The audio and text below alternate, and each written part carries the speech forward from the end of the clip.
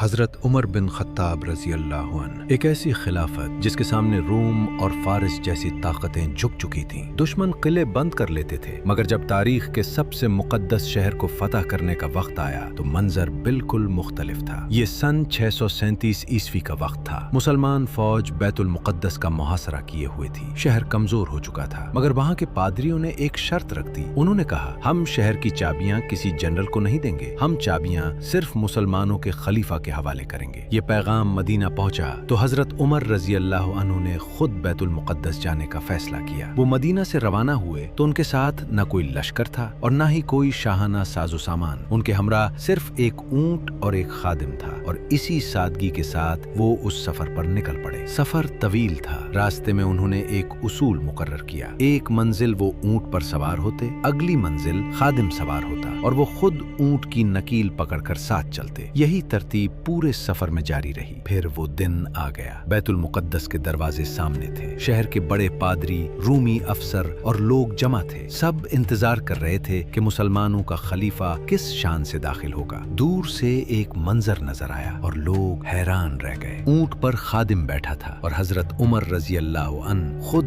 پیدل چل رہے تھے۔ کپڑوں پر کئی پیوند لگے ہوئے تھے اور ہاتھ میں اونٹ کی نکیل تھی۔ یہ وہ لمحہ تھا جب خادم کی باری تھی، مگر شہر کے دروازے آ چکے تھے۔ لوگوں نے کہا، اب آپ سوار ہو جائیں، مگر انہوں نے وہی ترتیب قائم رکھی۔ حضرت ابو عبیدہ رضی اللہ عنہ نے عرض کیا، اے امیر المومنین، لوگ کیا کہیں گے؟ یہ رومی آپ کو اس حالت میں دیکھیں گے۔ حضرت عمر رضی اللہ عنہ رکے اور ایک جملہ کہا جو تاریخ میں ثبت ہو گیا، ہم ایک ذلیل قوم تھے، اللہ نے ہمیں اسلام کے ذریعے عزت دی، اگر ہم عزت کسی اور چیز میں تلاش کریں گے تو اللہ ہمیں دوبارہ ذلیل کر دے گا۔ یہ جملہ صرف الفاظ نہیں تھا، ایک اصول تھا۔ شہر کے دروازے کھل گئے۔ عیسائی پادریوں کا سردار آگے بڑھا اور بولا کہ اے امیر المومنین، ہماری کتابوں میں ایک نشانی درج ہے کہ جب مسلمانوں کا خلیفہ فاتح کی حیثیت سے یروشلم آئے گا تو وہ پیادہ ہوگا اور اس کا غلام سوار۔ آج وہ پیش گوئی پوری ہو گئی ہے۔ اس کے بعد اس نے چابیاں حضرت عمر کو پیش کر دی اور اس دن دنیا نے ایک مختلف فتح دیکھی، ایسی فتح جس میں نہ غرور تھا نہ دکھاوا، صرف انصاف، سادگی اور یقین تھا۔ وہ منظر آج بھی تاریخ میں محفوظ ہے، ایک خلیفہ سادہ لباس میں پیدل چلتا ہوا اور ایک شہر اس کے سامنے سر جھکائے کھڑا ہے۔